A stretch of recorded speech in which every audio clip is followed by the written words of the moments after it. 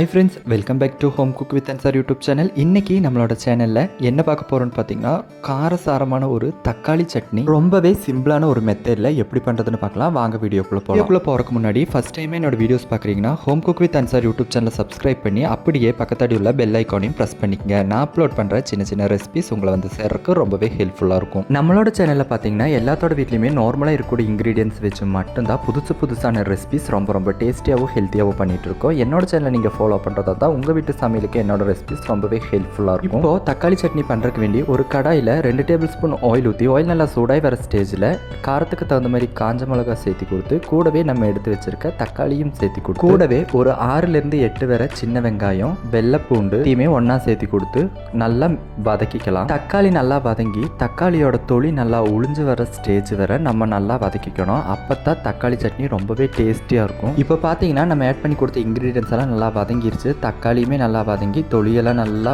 உளிஞ்சு வந்துருச்சு.